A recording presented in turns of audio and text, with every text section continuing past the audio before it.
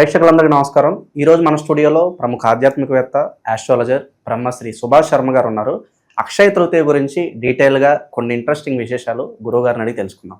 గురుగారు నమస్కారం. గురుగారు శ్రీమాత్రేనమండి. గురుగారు, అక్షయ తృతీయ రాబోతుంది. బయట బంగారం షాపులు కావచ్చు, అందరూ కూడా మ్యాండేటరీ చేస్తారు, మంచి మంచి ఆఫర్లు ఇస్తున్నారు. మీరు ఖచ్చితంగా బంగారం కొనాల్సిందే, లేదంటే నిజంగా మనకు కలిసి రాదేమో అనే భావనలు అయితే చాలామంది ఉన్నారు. చాలామంది అప్పు చేసి మరి బంగారం కొంటున్నారు. గురుగారు, మరి చాలామంది స్తోమత ఉండదు, బంగారం కొనలేరు. మరి వాళ్ళు ఏం కొనాలి, ఎటువంటి దానాలు చేసుకోవాలి, ఆ రోజు ప్రత్యేకంగా లక్ష్మీదేవి కటాక్షం పొందాలంటే మనం ఎలాంటి రెమెడీస్ చేసుకోవాలి గురుగారు? మంచి ప్రశ్న, చాలా తప్పకుండా మీకు తెలియజేస్తాను. ముందుగా ప్రేక్షకులందరికీ శ్రీమాత్రే నమః, శ్రీ గురుభ్యో నమః. వీక్షిస్తున్నటువంటి ప్రేక్షకులకు, అలాగే ఈ ఛానల్ని ఆదరిస్తున్న ప్రేక్షకులందరికీ కూడా అక్షయ తృతీయ శుభాకాంక్షలు. అక్షయ తృతీయ, అసలు ఈ మాట యొక్క అర్థం ఏంటి, అక్షయ తృతీయ యొక్క పరమార్థం ఏంటో తెలుసుకుందాం. అక్షయము అంటే ఎప్పటికీ నాశనము లేనటువంటిది, ఎప్పటికీ తరగనటువంటిది, ఎప్పటికీ కూడా వృద్ధిలో తీసుకొని వచ్చేటటువంటిది అని అర్థం. అంటే తరగకుండా ఉండేటటువంటిది, ఎప్పటికీ మన జీవితంలో పెరుగుదలను ఎప్పటికీ పెరుగుతూ ఉండేటటువంటిది అక్షయము అని అర్థము. అంటే నాశనము లేనటువంటిది అని అర్థం. ఇక దానికి నాశనం ఉండదు, ఎప్పటికీ పెరగడమే కానీ తరగడం అనేటటువంటి ఉండదు. కాబట్టి దీనికి అక్షయ తృతీయ అని పేరు. ఈ యొక్క అక్షయ తృతీయ అనేటటువంటి రోజు ఏదైతే ఉంటుందో, ఇది జీవితంలో కొన్ని మంచి పనులు చేయడానికి, ఈ సమయంలో శాస్త్రంలో కొన్ని ఆధారాలు మనకు అంటే పురాణాలలో కానీ, శాస్త్రం నందు కానీ, సాంప్రదాయం నందు కానీ కొన్ని పద్ధతులు చెప్పారు. అక్షయ తృతీయ రోజున ఏం చేస్తే బాగుంటుంది, ఎలాంటి పద్ధతులు పాటిస్తే బాగుంటుంది, మనము లక్ష్మీదేవి యొక్క కటాక్షం పొందడానికి ఏదైనా ఒక పర్టికులర్ డే ఉంది అని అంటే కనుక అది అక్షయ తృతీయ అని చెప్పడం జరిగింది. అంటే ఆ జీవితంలో ఒక మనిషి ఆర్థిక అభివృద్ధిని పొందాలనుకున్నా, జీవితంలో డబ్బుని సంపాదిద్దామనుకున్నా, మన జీవితంలో డబ్బుకి కొరత ఉండకూడదు, డబ్బు జీవితంలో మన బ్రతికి ఉన్నంత కాలము మనకు డబ్బుకి కొరత ఉండకూడదు, లోటు ఉండకూడదు, అక్షయంలా పెరుగుతూనే పోవాలి అనేటటువంటి ఒక ఉద్దేశంతో ఎవరైనా సంకల్పం చేసుకుంటే అది అక్షయ తృతీయ రోజు చేసుకోవాలని శాస్త్రం అట. అక్షయ తృతీయ ఎందుకు ఇంత ప్రాధాన్యం? ఇది తరగనటువంటిది, ఎప్పటికీ కూడా జీవితంలో వృద్ధికరం చేసేటటువంటి తృతీయ అని చెప్పుకున్నాం, అక్షయ తృతీయ అని చెప్పుకున్నాం. ఎందుకు ఇంత ప్రాధాన్యత అంటే, ఈ అక్షయ తృతీయ అనేటటువంటి రోజున ఎన్నో రకాలైనటువంటి శుభాలకు నాంది పలికినటువంటి రోజు అక్షయ తృతీయ. అంటే ఒక రోజున, పర్టికులర్ రోజున ఏదైనా మనం పని ప్రారంభిస్తే ఆ పని వల్ల మనం జీవితంలో తారాస్థాయికి చేరుకున్నామంటే ఆ డేని మనం ఎప్పుడు కూడా మర్చిపోలేము. అలాగే పురాణాలలో, ఇతిహాసాలలో ఈ డేకి అంటే ఈ అక్షయ తృతీయకు ఒక ప్రత్యేకమైనటువంటి రోజును సంతరించుకుంది. ఎందుకంటే ఈ అక్షయ తృతీయ రోజున కొన్ని ధర్మబద్ధమైనటువంటి కార్యక్రమాలు జరిగాయి, అలాగే లక్ష్మీదేవికి సంబంధించినటువంటి కొన్ని కార్యక్రమాలు జరిగాయి, అలాగే జీవితంలో కృతయుగం అయిపోయిన తర్వాత త్రేతాయుగం ప్రారంభమైనటువంటి రోజు ఈ యొక్క అక్షయ తృతీయ అని చెప్పడం జరుగుతుంది.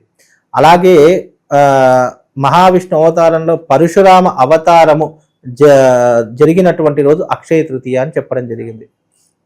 ద్వాపర యుగంలో కుచేలుడు శ్రీకృష్ణుడి దగ్గరికి వెళ్ళి పిడికెడు అటుకులు ఇస్తే సిరి సంపదలను పొందినటువంటి రోజు అని కూడా ఈ అక్షయ తృతీయ రోజు అనే కూడా మనకు ద్వాపర యుగంలో మనకు కొన్ని పురాణాల ప్రకారం తెలుస్తుంది.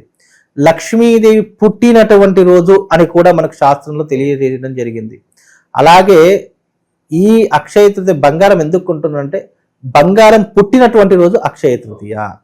అంటే బంగారము అని తెలియకుండా ఉన్నటువంటి రోజులలో కూడా ఇది బంగారము భూమి నుంచి ఆవిర్భవించినటువంటి రోజు ఏదైనా ఉంది అంటే అది అక్షయ తృతీయ అని చెప్పడం జరిగింది. అలాగే గణేశుడు, వ్యాసుడు చెప్పినటువంటి పంచమ భారతాన్ని రాసినటువంటి రోజు కూడా ఈ అక్షయ తృతీయ రోజున ప్రారంభమైంది అని చెప్తాం. అంటే ఇన్ని రకాలైనటువంటి మంచి పనులకు శ్రీకారం చుట్టినటువంటి రోజు, పునాది వేసినటువంటి రోజు ఈ అక్షయ తృతీయ కాబట్టి ఇది తరిగిపోనటువంటిది. అలాగే ధర్మరాజుకి సూర్య భగవానుడు అక్షయ పాత్ర ఇచ్చాడని చెప్పేసి మనకు కొన్ని పురాణాలు చెప్తూ ఉంటాయి కదా. ఆ అక్షయ పాత్రను ఇచ్చినటువంటి రోజు కూడా ఈ అక్షయ తృతీయ రోజే. అందుకే అక్షయ తృతీయ ఇంత వైభోగమైనటువంటిది, ఇన్ని ప్రాశస్త్యాలు పొందినటువంటిది. ఒకటి కాదు, రెండు కాదు, ఇలా ఎన్నో రకాలైనటువంటి పుణ్య కార్యక్రమాలు అలాగే ధర్మ కార్యక్రమాలు ఉన్నటువంటి రోజు ఈ అక్షయ తృతీయ. అందుకే ఈ అక్షయ తృతీయ లక్ష్మీప్రదమైనటువంటిది అని అర్థం. ఖచ్చితంగా గురువుగారు ఆ రోజు బంగారం కొంటే అది శాశ్వతంగా ఉంటుంది అంటే దొంగల పాలు కాకుండా ఏం కాకుండా ఖచ్చితంగా శాశ్వతంగా ఉంటుంది అంటారు. ఇక్కడ బంగారము అనే అక్షయ తృతీయ రోజున దానము చేయాలి, ధర్మాన్ని పాటించాలి అని మాత్రమే చెప్పింది తప్ప బంగారం కొనాలి అని ఏ శాస్త్రంలో కూడా రాయలేదు. ఖచ్చితంగా లేదు బంగారం కొనాలని చెప్పి శాస్త్రంలో లేదు. అలా ఉంది అని నిరూపించినా వాడికి 10 లక్షల రూపాయలు ఇది ఇస్తారు. మనం సృష్టించుకున్న బిజినెస్ అంటారు. ఇది బిజినెస్ అంటే బిజినెస్ అని కాదు. ఇప్పుడు లక్ష్మీదేవిని కొన్ని వస్తువుల్లో మనం పూజిస్తాము, కొన్ని దాంట్లో మనం లక్ష్మీదేవి యొక్క ఆ యొక్క రూపాన్ని వర్ణిస్తూ ఉంటాము. లేదు అంటే మనం లక్ష్మీదేవిని కొలవడానికి కొన్ని వస్తువులు ముందర పెట్టుకుంటూ ఉంటాము. అందులో బంగారము అనేటటువంటిది ఒక వస్తువు. ఇప్పుడు డబ్బు ఏదైనా ఒక డబ్బు చిల్లర నాణ్యం కానీ ఒక నోటు కానీ కింద పడింది అనుకోండి, కాళ్ళకు తాకింది అనుకో, దాన్ని వెంటనే ఏం చేస్తాము, కళ్ళకు అద్దుకొని మళ్ళీ జేబులో పెట్టుకుంటాము. అలాగే బంగారం కానీ విలువైనటువంటి వస్తువులు కానీ ఏదైనా కాళ్ళతో తన్నినా కానీ లేదా భూమి మీద పడినా కళ్ళకు అద్దుకొని మనం దాచుకుంటూ ఉంటాం. ఎందుకు అంటే అవి శుభానికి నాంది, శుభానికి ప్రతీక. బంగారంలో లక్ష్మీదేవి కొలువై ఉంటుంది అని దానికి ఒక రూపకల్పననే ఉంది తప్ప బంగారం కొనుక్కోవాలి, ఇంటికి తీసుకొని రావాలి, ఈ రోజు బంగారం కొంటే మనకు తరగదు, తిరగదు, పెరగదు, ఇవన్నీ కూడా అపోహకరమైనటువంటి మాటలు, మూఢనమ్మకాలు అని అంటాం. అంటే అంధవిశ్వాసం, ప్రజల్ని మభ్యపెట్టడానికి, బంగారు దుకాణాల్లో మనమే పంపించడానికి, మనం మార్కెటింగ్ చేయడానికి ఉపయోగపడినటువంటి ఆట వస్తువులం అయిపోతాం. బంగారం కొనాలని శాస్త్రంలో ఎక్కడా లేదు. ఇక్కడ అక్షయ తృతీయ నాడు నువ్వు ఏం చేయాలి అంటే, నీ జీవితంలో తరిగిపోనటువంటి ఆస్తులు కొన్ని ఉన్నాయి. నీకు జీవితంలో నువ్వు బ్రతకడానికి తిండి కావాలి. నీకు ఒక వారం రోజుల్లో ఒక 2 గదులు ఇచ్చామండి. ఒక గది నిండా బంగారం, ఒక గది నిండా ఆహారం. నువ్వు 2 గదుల్లో ఏది ఎంచుకుంటావు అని అంటే గనక, అంటే నాలాంటి వాడైతే ఆహారాన్ని ఎంచుకుంటాడు. ఎందుకు? బంగారం తినలేం కదా గురుగారు. తినలేము. మనం వారం రోజుల పాటు ఇప్పుడు అంతెందుకు, నాకు కడుపు నిండా ఆకలి అవుతుంది, తినడానికి ఏం లేదు ప్రపంచంలో. నీ ముందట భగవంతుడు బంగారపు ముద్ద, ఒకవైపు పంచభక్ష పరమాన్నాలు పెట్టాడు. నువ్వు దేని వైపు మక్కువ చూపిస్తావు? పంచభక్ష పరమాన్నం. ఎందుకు అంటే ఆకలి. కాబట్టి నీ జీవితంలో తరిగిపోనిది ఏదైనా ఉందంటే ఆకలి. కాబట్టి నీ యొక్క జీవితంలో ఆకలి బాధ లేకుండా నువ్వు బ్రతకాలి అంటే చక్కగా అన్నదానం చేసేటటువంటి ప్రయత్నం చేయండి. ఇది అక్షయ తృతీయ నాడు దానం చేయవలసినటువంటి పదార్థాలు కొన్ని చెప్పారు.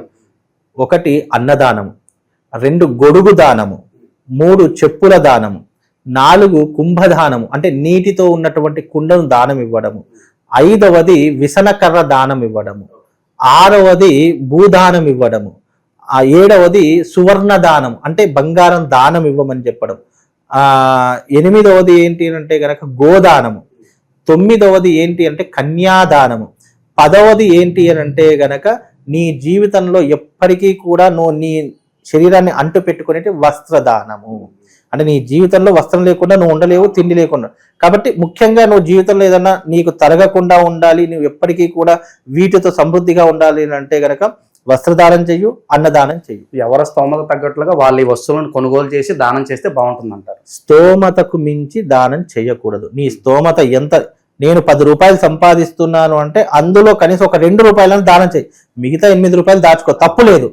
నాకు వచ్చే ఇన్కమే 10 రూపాయలు, లేదు అంటే ఇప్పుడు మీరు అన్నారు అప్పులు చేసి మరి బంగారం తీసుకొస్తున్నారు అని చెప్పి, నాకు వచ్చేది నెలంతా కష్టపడితే ఒక 50,000 వస్తుంది, బంగారం చూస్తే 90,000 ఉంది.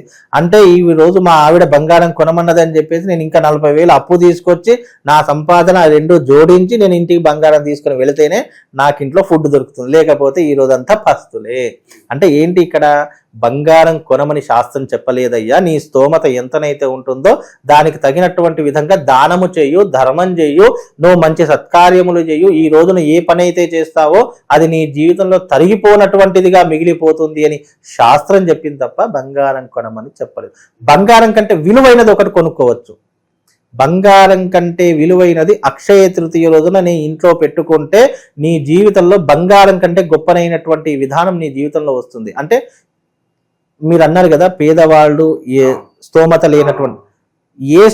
లేనటువంటి వాడు కూడా కొనేటటువంటి ఒక వస్తువు ఉందండి. ఆ రోజున ఆ వస్తువు గనక నీ ఇంట్లో పెట్టుకున్నావు, నువ్వు ఒక బయట నుంచి తీసుకొని నువ్వు ఇంట్లో పెట్టుకున్నావు అని అంటే అది నీ జీవితంలో ధనం కంటే గొప్ప విలువైనటువంటిది. అదేంటో తెలుసా? ఉప్పు, కళ్ళుప్పు. అందరికీ అందుబాటులో ఉంటుంది. సామాన్యుడు కూడా ఉప్పుని తీసుకోవచ్చు. అంటే బంగారం కంటే నీ ఇంట్లో అక్షయ తృతీయ రోజున నువ్వు కొనుక్కోవాల్సింది ఏదైనా ఉంది అంటే అది ఉప్పు కొనుక్కోవాలి. గురుగారు అంత ప్రాధాన్యత ఉప్పుకి? లక్ష్మీదేవి యొక్క అవతారంలో ఉప్పుకి చాలా ప్రాధాన్యత ఉంది. బంగారం కంటే ఉప్పు లక్ష్మీప్రదమైనది అని చెప్తాం. బంగారము ఉప్పు పక్కన పెడితే లక్ష్మీదేవి దేంట్లో ఉంటుందంటే సువర్ణంలో దాగుండదు, ఉప్పులోనే దాగుంటుంది. అందుకే ఆ అక్షయ తృతీయ రోజున నువ్వు కిరాణా షాపుకి వెళ్ళి 1 కిలో ఉప్పు తీసుకొని వచ్చి నీ ఇంట్లో డబ్బాలో పెట్టుకో. ఆ డబ్బాలో పెట్టుకున్న ఉప్పును నువ్వు తీసుకొని వచ్చావంటే లక్ష్మీదేవిని నీ ఇంటికి తీసుకొని వచ్చినట్టే. కాబట్టి ఆ రోజున లక్ష్మీప్రదమైనది ఏదైనా కొనుక్కోవాలంటే ఉప్పు కొనుక్కోండి, చీపిని కొనుక్కోండి. అలాగే మీ ఇంట్లో ఉన్నటువంటి బంగారం కొనలేవు కాబట్టి కనీసం ఈ 2 వస్తువులైనా తెచ్చి నీ ఇంట్లో పెట్టుకో. లక్ష్మీదేవి నీ ఇంటికి వచ్చినట్టే. ఆ రోజున చక్కగా ఇల్లంతా శుభ్రం చేసుకోండి. ఏం చక్కగా ఇంటికి మామిడి తోరణాలు పెట్టుకోండి. ఆ రోజున వీలైతే చక్కగా లక్ష్మీదేవి యొక్క పటాన్ని ముందర పెట్టుకొని ఒక ఉప్పు ప్యాకెట్ ఉంటుంది కదా, ఉప్పు ప్యాకెట్ తీసుకొని లక్ష్మీదేవి ముందర పెట్టి దానిపైన 2 తమలపాకులు పెట్టి గౌరీదేవిని చేసుకొని ఆ గౌరీదేవికి చక్కగా షోడశోపచార పూజ చేసి లక్ష్మీ అష్టోత్తరాన్ని చదువుకుంటూ ఒక్కొక్క నామం చెప్పుకుంటూ ఒక్కొక్క పువ్వు కానీ అక్షంతలు కానీ వేస్తూ ఉండండి. దానికంటే ఉత్తమమైనటువంటి లక్ష్మీప్రదమైనటువంటి పూజ మరొకటి లేదు. ఆ రోజు కూడా మనం ఎలాంటి మంత్రాలు చదువుకోవాలి గురుగారు లక్ష్మీదేవి ఆరాధించడం? ముఖ్యంగా లక్ష్మీదేవిని ఆరాధించేటటువంటి అక్షయ తృతీయ రోజున ప్రధానంగా చదువుకోవలసినటువంటివి శాస్త్రం నందు చెప్పినటువంటివి ఏంటి అంటే శ్రీ సూక్త పారాయణం, లక్ష్మీ సూక్తం అంటాము. ఆ లక్ష్మీ సూక్త పారాయణం చేసుకోవాలి.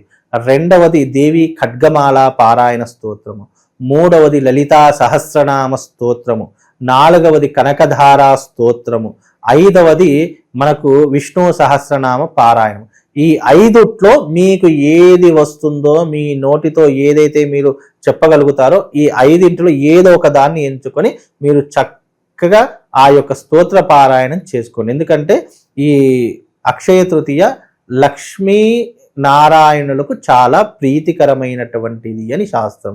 ఈ యొక్క అక్షయ తృతీయ రోజునే శ్రీ మహాలక్ష్మి కుబేరుడికి అద్భుతమైనటువంటి సిరి సంపదలను కలగజేసినటువంటి రోజు, సిరి సంపదలకు రక్షగా ఉండవలసినటువంటి అధికారాన్ని ఇచ్చినటువంటి రోజు కూడా ఈ అక్షయ తృతీయ రోజు. కాబట్టి ఈ రోజున లక్ష్మీదేవిని ఆరాధించడము, అలాగే నారాయణుని ఆరాధించడము, విఘ్నేశ్వరుణ్ణి ఆరాధించడము, కుబేరుణ్ణి ఆరాధించడం ఈ రోజున చాలా విశేషమండి. ఈ రకంగా చేస్తే తప్పకుండా వాళ్ళకి శుభం లాభం. చాలా మంది బంగారం కొనగాలి, బంగారం కంటే విలువైనది ఒకటి చెప్తానమ్మా. అక్షయ తృతీయ రోజున తప్పకుండా కొనవలసింది ఏదైనా ఉంది అంటే అది ఉప్పు కొనుక్కోండి. కళ్ళుప్పు కానీ ఉప్పు కానీ కొనుక్కొని మీ ఇంటికి తీసుకొని పెట్టండి. అది మీకు శుభాన్ని, లాభాన్ని, అదృష్టాన్ని కలిగిస్తుందండి. గురుగారు తెలుసో తెలియకో కొన్ని తప్పులు చేస్తూ ఉంటారు. లక్ష్మీదేవి ఇంటి ముందు ఉన్నా కూడా తలుపులు వేసేస్తే లోపల రావడానికి వీలుండదు. కాబట్టి మనం ఆ రోజు ఎలాంటి తప్పులు సాధారణంగా చేస్తూ ఉంటారు, ఎలాంటి తప్పులు చేయకూడదు? ఆ తప్పులు చేయకూడనటువంటి తప్పులు ఏంటి అంటే ఆ రోజున ఎవరైతే పొద్దెక్కే వరకు నిద్ర లేవరో వాళ్ళ ఇంటికి లక్ష్మీదేవి రాదు. ఆ రోజున తప్పకుండా ఇంట్లో సూర్యోదయానికి పూర్వమే అందరూ నిద్రలేచి పూజా మందిరాన్ని ఇంటిని అంతటిని కూడా శుభ్రపరచుకోవాలి. శుభ్రపరచుకొని ఆ రోజున ఇంటికి మామిడి తోరణాలు పెట్టుకొని చక్కగా ఒక పీటను వేసుకొని ఆ పీట పైన అమ్మవారి యొక్క ప్రతిమను పెట్టుకొని దాని ముందర ఒక ఉప్పు ప్యాకెట్ పెట్టండి. లేదా ఆ ఉప్పుని ఒక స్టీల్ దాంట్లో గిన్నెలో వేసి దానిపైన 2 తమలపాకులు వేసి చక్కగా దానిపైన గౌరమ్మను చేసి దానికి అష్టోత్తరంతో పూజ చేసుకునే ప్రయత్నం చేయండి. ఆ తర్వాత సాయంకాల సమయంలో చక్కగా అమ్మవారి యొక్క స్తోత్ర పారాయణం చేసుకోవాలి. సాయంత్రం 5 దాటిన తలుపులు వేయడం కానివ్వండి, లేదా ఆ రోజున ఇంట్లో దీపం లేకుండా ఉండడం కానివ్వండి చేస్తే ఉన్న లక్ష్మీదేవి వెళ్ళిపోతుంది. కాబట్టి ఆ రోజున లక్ష్మీదేవి రావడానికి చక్కగా స్తోత్ర పారాయణం చేసుకోండి. ఆ రోజున తప్పకుండా ఇంటికి ఇరువైపులా మీ సింహద్వారం దగ్గర దీపాలు వెలిగించండి. నేతితో దీపాలు, అవి కూడా నేతితో వెలిగించిన దీపాలు పెట్టుకోండి. తద్వారా లక్ష్మీదేవి అంటే ఎప్పుడైతే ప్రధాన సింహద్వారానికి దీపాలు వెలిగిస్తామో అవి లక్ష్మీదేవి రాకను సూచిస్తాయట. కాబట్టి లక్ష్మీదేవిని ఇంటికి రావాలి అంటే నీ జీవితంలో దారిద్ర్యం ఉంది అంటే నువ్వు ప్రతిరోజు క్రమం తప్పకుండా నీ ఇంటి సింహద్వారం దగ్గర నేతితో వెలిగించిన దీపాలు పెట్టినట్లయితే లక్ష్మీదేవిని ఇంటికి రావడానికి సహకారం ఉంటుంది. కనుక ఈ రకమైన పద్ధతులు చేసుకోండి. కాబట్టి ఆ రోజు సాయంకాలం తలదువ్వుకోవడం కానివ్వండి, లేదా ఇంట్లో చేయకూడనటువంటి పనులు చేయడం కానీ, భోజనం లాంటివి సంధ్య వేళలో చేయడం లాంటివి కానీ చేస్తే నీకు దారిద్ర్యం సంక్రమిస్తుంది. కాబట్టి ఇలాంటివి ఎప్పుడూ కూడా చేయకూడదు. ఊడవడం లాంటివి, తిట్టడం లాంటివి, దూషించడం లాంటివి, ఆ రోజున ఇంట్లో చేయకూడనటువంటి అకృత్యాలు చేయడం కానీ ఇలాంటివి చేస్తే నీ జీవితం ఎప్పటికీ అదే రకమైన దుఃఖ సముద్రంలో కృంగిపోతుంది. కాబట్టి ఇలాంటివి చేయకూడదు. అక్షయ తృతీయ రోజున నువ్వు మంచి చేస్తే మంచి పెరుగుతుంది, అక్షయంలా మారుతుంది. చెడు చేసినా కూడా నీకు చెడు అక్షయంలా పెరిగిపోతుంది. కాబట్టి అక్షయ తృతీయ రోజున నువ్వు ఏదైతే ఆరాధిస్తావో, ఏదైతే చేస్తావో అదే నీ జీవితంలో అక్షయంలా మారి దానితోనే నువ్వు పెరుగుతావా తరుగుతావా అనేటటువంటిది నీ మీద ఆధారపడి ఉంటుంది. అందుకే అక్షయ తృతీయ వచ్చిందంటే దానము ధర్మము లాంటివి చేయాలి. బంగారం కొంటావా కొనవా తర్వాత ఆప్షన్. ఉన్నవాడు కొంటాడు, లేనివాడు కొనడు. ఉన్నవాడైనా లేనివాడైనా వారికి ఇచ్చే సజెషన్ ఏంటి అంటే ఆ రోజున ఉప్పు ప్యాకెట్ తెచ్చి ఇంట్లో పెట్టుకోండి, అదే లక్ష్మీప్రదము. దానికంటే విలువైనటువంటిది బంగారం కూడా లేదు. కనుక ఇది చాలా అందరికీ అందుబాటులో ఉండేటటువంటి విధానం. ఇది తాంత్రిక విధానంలో చెప్పినటువంటి శాస్త్ర నియమ పద్ధతి. కాబట్టి ఈ రకంగా చేసుకుంటే వాళ్ళందరికీ శుభం లాభం కలుగుతుంది. గురుగారు, కొనుక్కునే వాళ్ళు ఉంటారు కాబట్టి బంగారం పలానా సమయంలో కొనుక్కోవాలి అలా ఏమన్నా ఉంటుందా? కొన్న వెంటనే ఏం చేయాలి గురుగారు బంగారాన్ని ధరించే ముందు కూడా? ఇప్పుడు ఈ మధ్యకాలం ఎలా అయిపోయిందంటే అండి, మీరు అంటున్నారు బంగారం కొనాలా, కొంటే ఏం జరుగుతుంది. ఇప్పుడు చాలా మందికి ఏం చేస్తున్నారు, అక్షయ తృతీయ బంగారం కొంటున్నారు, తెల్లారితే మళ్ళీ గోల్డ్ ఫైనాన్స్ లో పెట్టేస్తున్నారు. ఏం అంటే అది జనరల్ గా జరుగుతుంది. కొనడం అయితే కొంటున్నాము, మళ్ళీ తెల్లారేసి గోల్డ్ ఫైనాన్స్ లో పెట్టేస్తుంది. ఏం ఫాయిదా ఏముంది దానివల్ల? ఉపయోగం ఏదైనా ఉందా? ఏమీ లేదు. నేను బంగారం గురించి అక్షయ తృతీయ బంగారం ప్రస్తావాన్ని నేను తీసుకున్నాను, ఎందుకంటే నాకు నచ్చదు ఆ విషయం. ఈ విషయంతో చాలా మంది అంటే ఇలాంటి కొన్ని సందర్భాల్లో ఈ బంగారం వల్ల విడిపోయినటువంటి జంటలు కూడా ఉన్నాయండి. ఖచ్చితంగా ఆ రోజు కొనాలి, కొనకపోతే ఆ రోజున ఈ కొనకపోతే అనే ఏదైతే డైరెక్షన్ ఉందో అది గొడవలకు దారి తీసేస్తుంది. సంపాదిస్తున్నావు, ఏం చేస్తున్నావు, ఇన్ని రోజులు సంపాదిస్తున్నావు, కనీసం ఈ రోజైనా బంగారం తీసుకురావు, తులం బంగారం మాసం బంగారం అయినా తీసుకురాకపోతే నీ జీవితం అంటే ఇవి గొడవలకు దారి తీసేటటువంటివే కానీ కలవడానికి దారి. కాబట్టి అందుకే అంటున్నా, బంగారం నువ్వు కొంటావో కొనవో నీ యొక్క స్తోమత, అది నీ యొక్క స్థితి. నువ్వు బంగారం కొన్నా నాకు పెద్ద ప్రయోజనం లేదు, అది కొన్నా నీకు పెరుగుతుంది. ఈ రోజు నేను ఒక తులం బంగారం కొంటే అది వచ్చే సంవత్సరం 10 తులాలు అవుతుంది అనేది శాస్త్రం. అట్లా కొంటే ఉంటే అక్షయ తృతీయ రోజు బంగారం కొంటే పెరుగుతుంది అన్న ఒక్క వ్యక్తిని నాకు తీసుకురండి, ప్రపంచంలో ఎవ్వరూ కూడా లేరు.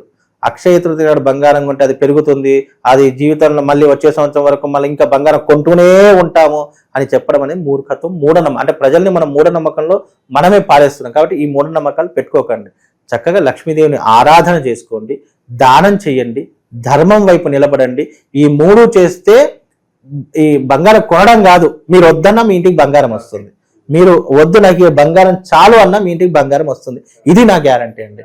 ఎందుకంటే నువ్వు అక్షయ తృతీయ రోజున ముఖ్యంగా 3 విషయాలు గుర్తుపెట్టుకో. అన్నదానం చెయ్యు, ఆకలి అన్నవాడికి ఒక 10 మందికి అన్నం పెట్టు.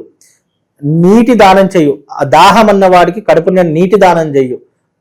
బట్టలు లేనటువంటి వారికి వస్త్రదానం చెయ్యి. ఈ 3 చెయ్యండి.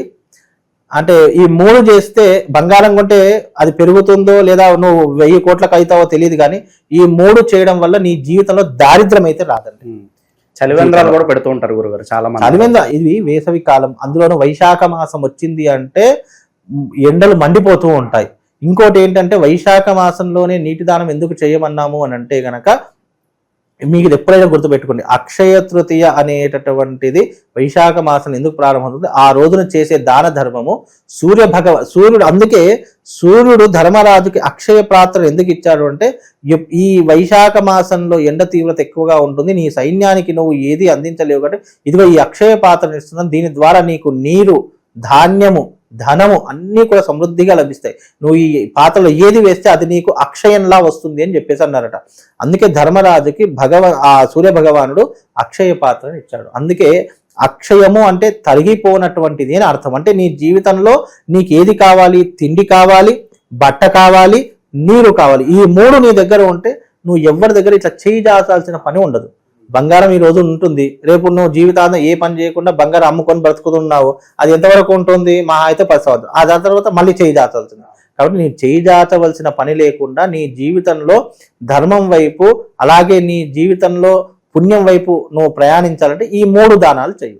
1 తిండి దానం అంటే అన్నదానము, 2 నీటి దానం అంటే కడుపు నిండా నీటి దానం చేయడము, 3ది వస్తుంది. ఈ 3 చేయండి.